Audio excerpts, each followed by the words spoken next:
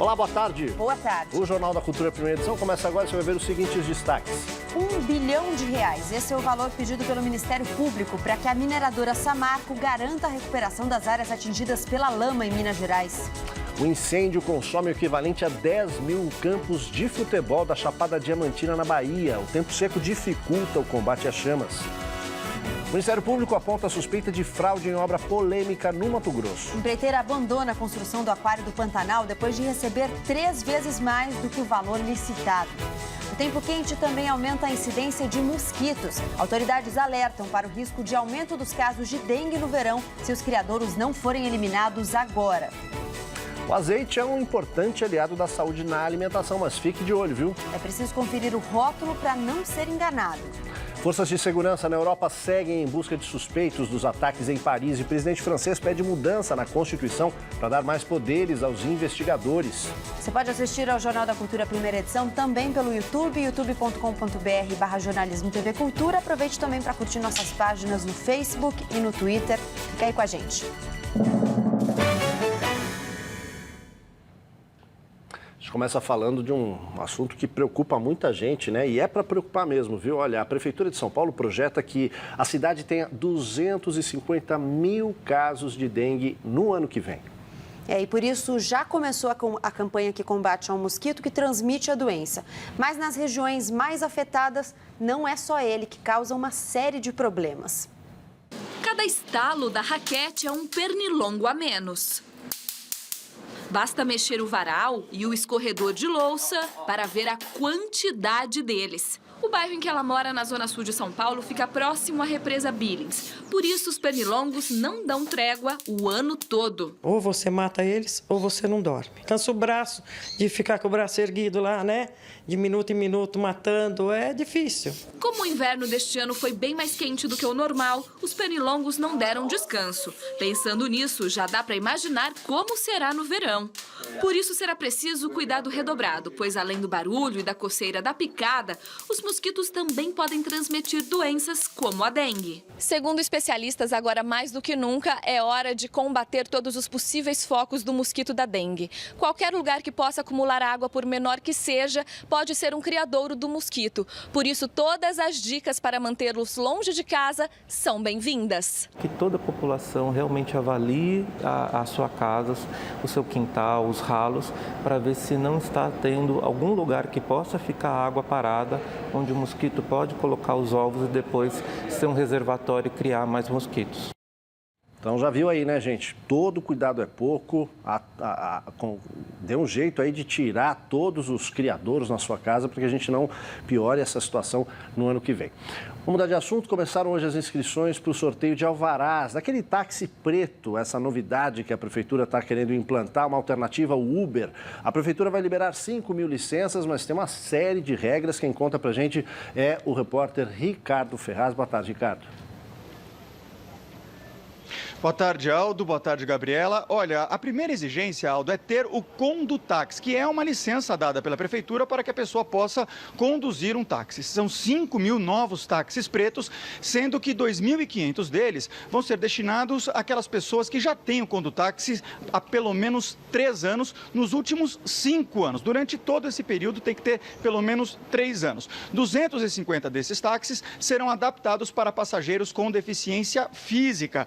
No segundo lote, são 1.250 táxis pretos destinados às mulheres. E no último lote, mais 1.250 táxis para aqueles que apenas têm o Condutáxi. As inscrições deverão ser feitas apenas pelo site da Prefeitura. E a outorga, a autorização para a emissão desse alvará, custará R$60 mil se for parcelada. Caso o taxista que for contemplado no sorteio pague à vista, esse valor cai para R$40 mil.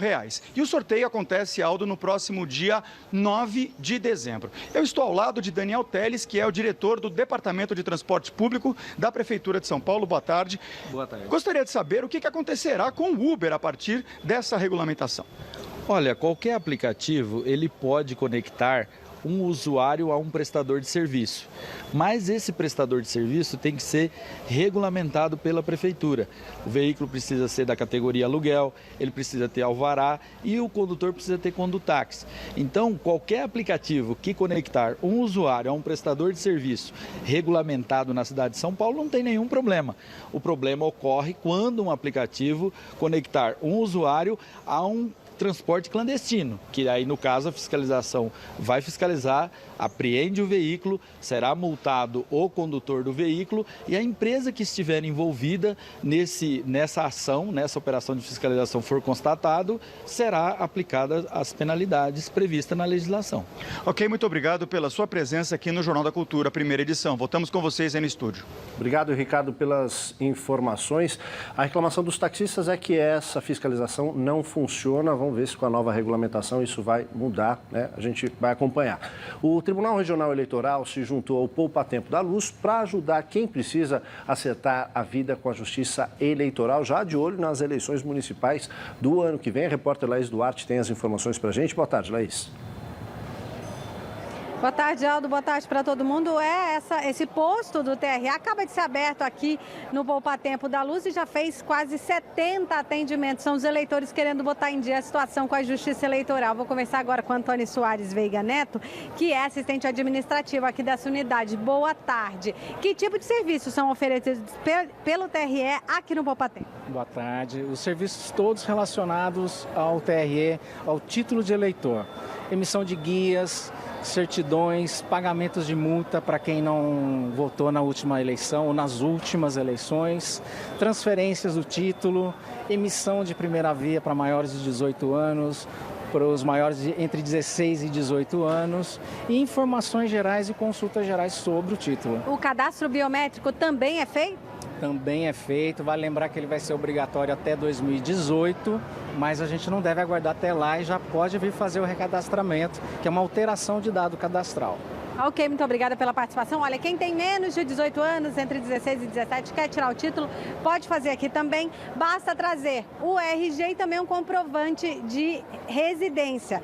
O Poupa Tempo da Luz está aqui pertinho do metrô Luz, na Praça Alfredo Issa, número 57. Aldo. Certo, Laís, obrigado pelas informações. Como eu disse ontem aqui, não é porque o nosso horizonte político está nebuloso que a gente pode deixar de participar. Escolha bem os seus candidatos e prepare-se bem para essa eleição, porque só assim a gente não vai ter que pagar pelos preços pelo preço do que a gente está pagando, né, dessa vez aqui. Gabriela. Te mudo de assunto agora. Olha só, na nossa mesa tem um alimento que é conhecido há 5.000 anos por suas qualidades, o azeite de oliva. Ideal para ser usado em refeições frias ou com aquecimento brando. Ele faz bem para o coração, tem antioxidantes, mas fique de olho no rótulo. Quanto menor a acidez, maior a pureza. Tomates cortadinhos, folhas verdes frescas e um fio dourado de azeite cobrindo tudo. É o tempero perfeito para a salada de Laís. Ele tem um sabor que acrescenta no meu tempero. Então, para mim, ficou como sendo uma característica. Para a saúde, eles são mesmo a melhor opção? É 100% suco de azeitona. Está usando uma gordura que é 100% suco de fruta, porque a azeitona é uma fruta. E é um suco muito rico em antioxidante. Mas atenção na hora de escolher. Para garantir os benefícios que promete à saúde, só se for o extra virgem, que é o puro óleo da azeitona com acidez menor do que 0,8%. Essa informação deve estar no rótulo. O virgem tem acidez entre 0,8% e 2%. O óleo de oliva é refinado e por isso perde a pureza. O composto é misturado com outros óleos vegetais. Ficar de olho na data de validade é fundamental. Não compre aqueles que têm mais de 2 anos de fabricação. Azeite não estraga, mas tem mais aroma, mais sabor e mais propriedades nutricionais no primeiro ano depois de ter produzido. Também é bom optar por embalagens escuras e observar se o produto foi fabricado e engarrafado no mesmo local. Os azeites que saem de um país para serem envasados em outro perdem qualidade, essencial para um alimento que faz parte da história da humanidade. A humanidade usa o azeite há muitos anos e essa é muito a graça da gente buscar o azeite mais puro possível, que ele vai ser muito mais gostoso e vai fazer muito melhor para a saúde. Agora a gente fala do drama humano e ambiental em Minas Gerais. Coberto pelo mar de lama, o distrito de Bento Rodrigues será reconstruído em outro lugar. A Samarco, a mineradora, ficará responsável pelas obras. A Samarco assinou um compromisso preliminar com o Ministério Público Federal propondo indenização de R$1 bilhão às vítimas e para a recuperação do meio ambiente. Foram resgatados até agora, 12 pessoas seguem desaparecidas. Bento Rodrigues foi o distrito mais afetado pelo rompimento das 2 barragens em Mariana, Minas Gerais. Segundo o IBAMA, o Instituto Brasileiro de Meio Ambiente, a Samarco tem uma semana para apresentar o cronograma de indenização dos moradores e o projeto de reconstrução do vilarejo em outro terreno. A lama avançou 500 quilômetros do Rio Doce, que abastece 203 municípios em Minas Gerais e 26 no Espírito Santo. Os rejeitos de minério devastaram a vida aquática do rio. Índios da etnia Krenak bloquearam a linha férrea da Vale, que liga Minas Gerais ao Espírito Santo, em protesto contra a contaminação do Rio Doce. A Vale é acionista da Samarco, junto com a australiana BHP. Os índios só vão liberar a ferrovia depois que a Vale discutir a recuperação do rio. A lama tóxica matou os peixes, fonte de alimento para a tribo e de trabalho para os pescadores. A poluição também compromete a captação de água. Vários municípios mineiros e capixabas estão atendendo a população com carros-pipas. O agravante é que 2 barragens ainda oferecem risco em Mariana, segundo o Departamento Nacional de Produção Mineral, responsável pela fiscalização de segurança. A barragem de Santarém, que está segurando milhões de metros cúbicos de lama que vieram da barragem do Fundão, a primeira a se romper, corre o risco de transbordar. O outro problema é na barragem Germano. Mesmo desativada, ela ainda guarda rejeitos de minérios e há uma trinca no dique lateral. Em nota, a Samarco disse que as estruturas de barragem e de diques encontram-se estáveis. Tempo seco dificulta o controle do incêndio florestal que consome a Chapada Diamantina, na Bahia. Pois é, e olha, não podia dar outra não, viu? Uma obra faraônica do Aquário do Pantanal, destinado a ser o maior do mundo em água doce, é paralisada no Mato Grosso do Sul. Veja aí. Polêmica, a obra do Aquário do Pantanal já custou 3 vezes o orçamento e ainda não está pronta. O preço saltou de 87 milhões para 230 milhões de reais. O Ministério Público aponta suspeita de fraude e pede uma auditoria. A empreiteira responsável pela construção brigou com o governo do estado e conseguiu uma liminar da justiça para interromper o serviço e abandonar o canteiro de obras. Com a ajuda de marretas e tratores, a Prefeitura de São Paulo começa a derrubar shopping popular que está sendo construído no Brás, na zona central da cidade. Embargada pelo menos 10 vezes, a obra era erguida sobre terreno contaminado por um antigo posto de gasolina. O entulho foi deixado no local para evitar que o proprietário recomece a obra outra vez. Incêndio já consumiu 2.000 hectares de vegetação da Chapada Diamantina, na Bahia. A área é equivalente a 10.000 campos de futebol. Apesar da ajuda de aviões lançadores de água, os bombeiros têm dificuldade para controlar o incêndio por causa do tempo seco que predomina na região. A gente vai falar daqui a pouquinho dos atentados na França de sexta-feira passada, mas agora a gente já traz para você essa história, né? Eles levantaram a questão dos refugiados novamente, principalmente aqui no Brasil também, né? Exatamente. É complicada essa história porque não dá para confundir, né? Uma coisa são os terroristas, outra coisa são os refugiados. Não tem nada a ver uma coisa com a outra, mas como as pessoas costumam rotular, o temor dos refugiados que estão aqui no Brasil, vindos de outras regiões do mundo, é justamente que eles sofram preconceito, com medo da população.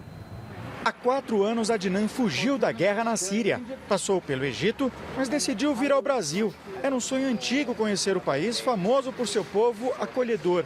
Chegou há 4 meses e não se decepcionou. Todo mundo me dá bom dia, me ajuda. São todos muito gentis. Conta ao barbeiro que agora quer trazer a mulher e os filhos que ficaram no Egito. Os sírios que chegam ao Brasil costumam ser recebidos em mesquitas como essa que funcionam em São Paulo. Na maioria das vezes, são bem recebidos, tanto que 2.077 pessoas já conquistaram um asilo concedido pelo governo brasileiro.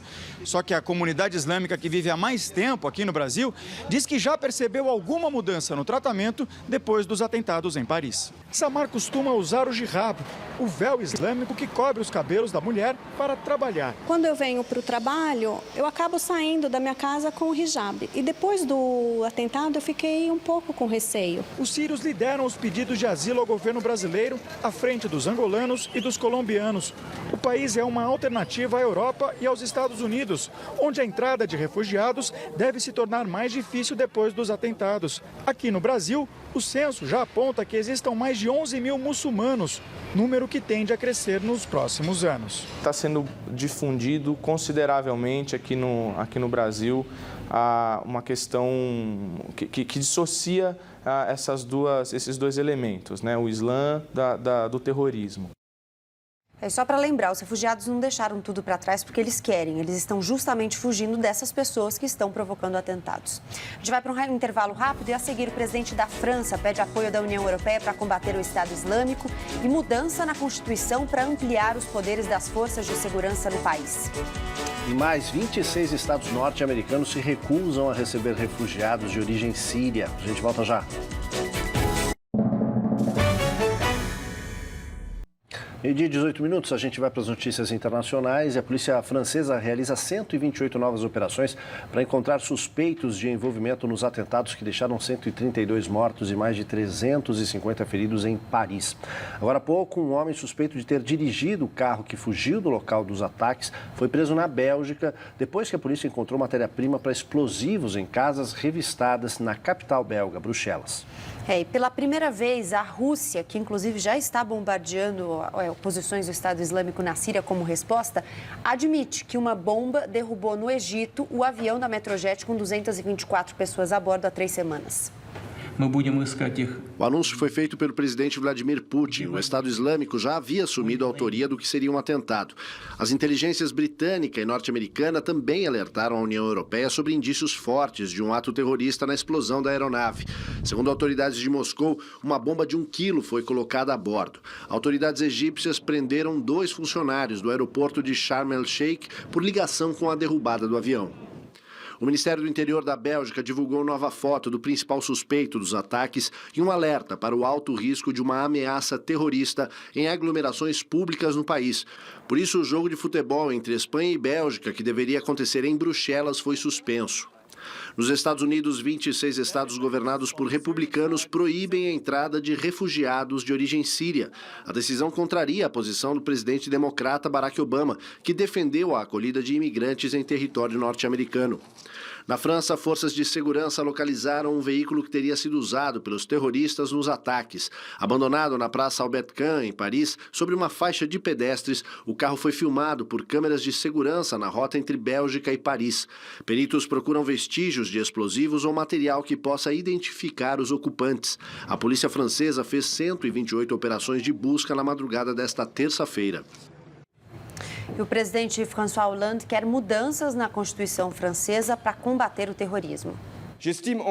A França está em guerra. Foi assim que começou o discurso de Hollande diante do parlamento francês, reunido excepcionalmente no Palácio de Versalhes. Ele não deu detalhes sobre as mudanças que sugere para a Constituição do país, mas apontou a necessidade de alterações no artigo que fala sobre estado de sítio, regime excepcional que amplia os poderes da polícia e do exército. O presidente pediu que deputados e senadores aprovem a extensão do estado de emergência implementado hoje na França por mais 3 meses. Em tom bastante bélico, Hollande falou ainda em seu discurso sobre o combate ao Estado Islâmico, propondo uma coalizão única, com a presença de Estados Unidos e Rússia. Hoje, os 2 países atacam a Síria em frentes separadas. O secretário de Estado americano, John Kerry, já está em Paris para se reunir com Hollande. Como medida imediata de combate ao terror, o presidente francês defendeu a exclusão da nacionalidade francesa de suspeitos de terrorismo com dupla nacionalidade. A União Europeia procura meios de se unir no combate aos jihadistas e pode considerar a proposta de Hollande de criar um banco de dados comum a todo o bloco com informações de quem entra e quem sai do continente. E a França pediu ajuda militar oficial à União Europeia, com participação mais intensa do bloco em ações no exterior. O apoio foi concedido de forma unânime. Mas mesmo antes de ter esse apoio, a resposta francesa ao Estado Islâmico continua. A Força Aérea voltou a bombardear bases do grupo na Síria. Os ataques foram novamente em Raqqa, que é o principal reduto dos terroristas no país. Aviões franceses voltaram a decolar de bases no Oriente Médio para sobrevoar Raqqa, na Síria. O foco dos ataques foram campos de treinamento e depósitos do Estado Islâmico. Depois dos 30 bombardeios da madrugada de segunda-feira, os terroristas enviaram uma provocação.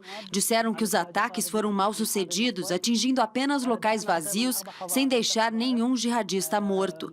Os Estados Unidos confirmaram que os ataques aéreos americanos do fim de semana, realizados após os atentados em Paris, atingiram 116 caminhões-tanque do Estado Islâmico. Os veículos eram usados para transportar combustível. Os jihadistas controlam importantes refinarias sírias e iraquianas e vendem petróleo no mercado negro. Pesquisadores do tema estimam que o grupo ganha o equivalente a mais de 2 milhões de reais por dia só com a exploração de petróleo no Iraque. Atingir as instalações petrolíferas é um dos principais objetivos das ações militares agora, justamente para minar o financiamento dos jihadistas. Vamos à hora do esporte. Cadu Cortez já está aqui. Tudo bem, Cadu? Tudo bem, Gabi? Obrigado. Tudo tranquilo hoje? Tudo bem, Aldo? Tudo bem. Boa tarde. Rodada de futebol hoje. Daqui a pouquinho a gente já fala, mas a gente começa com um assunto... Poucas vezes a gente dá aqui na hora do esporte. As atuais campeãs mundiais de vela. Na categoria 49er, as brasileiras terminaram em 5º lugar no primeiro dia de competições que acontecem em Buenos Aires. Martine Grael e Kaena Kunze somam 11 pontos perdidos contra 3 das dinamarquesas Aida Marie Nielsen e Marie Olsen, que lideram depois de vencerem 3 regatas. Dos 5 barcos mais bem colocados ao fim deste primeiro dia, 4 estão no top 5 do ranking mundial. As brasileiras são as favoritas à medalha de ouro no Rio de Janeiro ano que vem. No masculino, Marco Grael e Gabriel Borges estão à frente de outra dupla brasileira, Dante Bianchi e Tomás Loubir. A primeira dupla está em 25º e a segunda em 35º. Dante e Tomás só seguram a vaga olímpica se terminarem entre os 15 primeiros, chegando à frente com menos margem. A disputa ficaria empatada e seria definida somente na Copa Brasil de Vela no mês que vem. Muito bem, Martina Grael, filha do medalhista olímpico Torben Grael. Em Londres, a disputa entre os 8 melhores tenistas de simples e duplas do mundo já começou. Vamos ver. O mineiro Marcelo Melo estreou com vitória no ATP Finals em Londres, na Inglaterra. Ao lado do croata Ivan Dodig, o líder do ranking de duplas, derrotou a parceria formada pelos franceses Pierre Herbert e Nicolas Mahut no match tie-break, com parciais de 3-6, 7-6 e 10-7, em 1h30 de partida. Andy Murray, número 2 do mundo, estreou com vitória sobre o espanhol Davi Ferrer, 7º do ranking. O britânico venceu por 2-0 com duplo 6-3. E pelo mesmo grupo, o espanhol Rafael Nadal bateu o suíço Stanislas Wawrinka por 2-0, parciais de 6-3, 6-2 em 1h22 de jogo. Touro Miura está realmente voltando. Bruno Soares e Alex Peia, o brasileiro e o austríaco, não participam do ATP Finals, estão respectivamente em 22º e 24º do ranking, apenas os 8 melhores jogam. Mais uma rodada de jogos de futebol pela América do Sul e também pela Europa, vamos ver.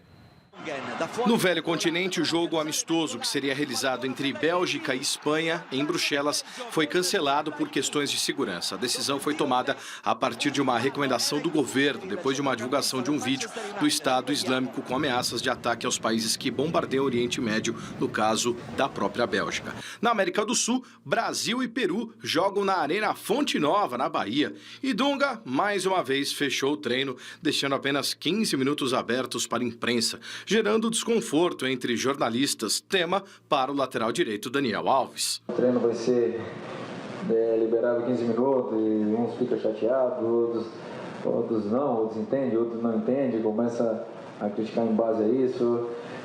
Na verdade, nosso país é um país muito crítico, né? E pouco paciente, então são situações diferentes. E hoje ainda jogam Colômbia e Argentina, Venezuela e o líder Equador, em que coisa, Uruguai e o Chile, Paraguai e Bolívia. Pelas eliminatórias da Euro tem Inglaterra e França e ainda Dinamarca e Suécia. É isso, Aldo. Já coloquei a camiseta do Brasil para não pagar mico, já que se o Brasil perder amanhã, né? Com o risco. Valeu, até amanhã. Obrigado. Valeu, até amanhã. Tchau. Isso aí, minha gente, o Jornal da Cultura, primeira edição, fica por aqui. Quer saber mais sobre o Brasil e o mundo? www.tvcultura.com.br/jornalismo. Uma ótima tarde para você. Já se inscreveu no nosso canal no YouTube? Vai lá e assina a nossa...